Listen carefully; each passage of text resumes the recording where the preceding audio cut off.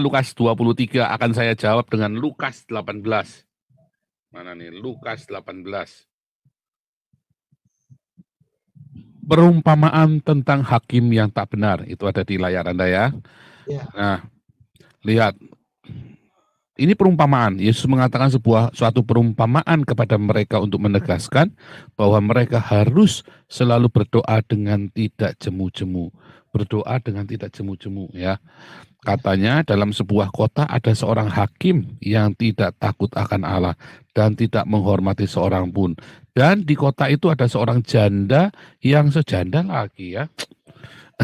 yang selalu datang kepada hakim itu dan berkata, belalah hakku terhadap kawanku. Beberapa waktu lamanya hakim itu menolak, tetapi kemudian ia berkata dalam hatinya, walaupun aku tidak takut akan Allah dan tidak menghormati seorang pun, namun karena janda ini menyusahkan aku, baiklah aku membenarkan dia, supaya jangan terus saja ia datang dan akhirnya menyerang aku. Kata Tuhan, camkanlah apa yang dikatakan hakim yang lalim itu. Nah, kita stop di situ. Jadi, ini yang selalu saya bilang ya, kenapa kita membangun Galarua? Karena kita mau fight. Kita melawan ketidakadilan. Dengan apa? Terus menerus kita dobrak, kita gedor pintu, Pak Hakim. Nah, kesalahannya lawyernya KC di mana? Waktu kita viralkan ke dunia internasional, mereka ngamuk-ngamuk dan suruh kita berhenti. Akhirnya kita nggak terlalu semangat lagi. Tapi waktu itu kita harusnya kita langsung ke Amnesty International Indonesia, kita hajar, ke Komnas HAM Indonesia kita hajar, kita kemana-mana kita bikin susah mereka semua. Maka KC nggak akan kena 10 tahun. Dari awal saya sudah menduga. Dari awal kita sudah tahu itu akan terjadi yang sama KC. Kita udah ngomong waktu itu kan, nanti akan begini. Itu semua terjadi semua. Nah, kita bertindak, jalan. Wah, kita semuanya. Malah sama Saifuddin, semua di strike. Jadi kita lagi memviralkan, akhirnya sidangnya KC tanpa pengawalan udah males. Ya orang-orang mau males, nggak mau ngawal lagi. Karena mereka strike alasannya Saifuddin karena nggak bayar sama Saifuddin. Nah, pusing. Salahnya siapa? Salahnya kita. Tuhan Yesus sudah ajarin.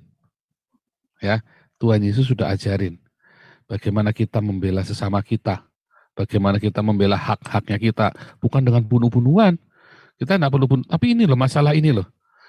Dalam masalah keadilan, tidak ada keadilan yang tiba-tiba turun dari langit, nggak ada. Kita harus fight. Kita harus memperjuangkannya loh. Keadilan itu harus kita perjuangkan karena dunia ini penuh dengan kejahatan.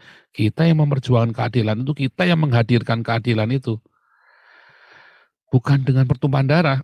Sebab kalau kita menghadirkannya dengan pertumpahan darah, akhirnya nggak beda kita sama mereka. Tapi dengan kata-kata. Makanya Tuhan ngajari kita berapologia. Yesus berapologia, Paulus berapologia, Petrus berapologia. Nah masalahnya kan kita nggak, ketika ada orang teriak kayak saya malah dicaci maki. Ya kan, malah difitnah. Repot kan? Nah itu Pak, jadi kita sebetulnya ya ketika mereka berteriak-teriak di pinggir jalan begitu, mereka minta Yesus disalib, ya, itu keadilan itu sebetulnya ya bisa didapat ketika kita juga fight yang sama. Tuhan Yesus sudah ngajarin. Cuman waktu itu Yesus kan hanya punya 12 muridnya saja, ya kan? Dan dia tidak, 12 murid ini bisa nggak ngelawan? Oh bisa. Ya. Kalau Yesus menginstruksikan lawan dengan kekerasan, lawan dengan kekerasan. Karena salah satunya adalah orang Zelot. Orang Zelot itu kayak Kopassusnya mereka ya. Dengan 12 itu mereka bisa gorok tuh satu-satu pemimpin-pemimpinnya itu. Tetapi mereka nggak mau melakukan seperti itu.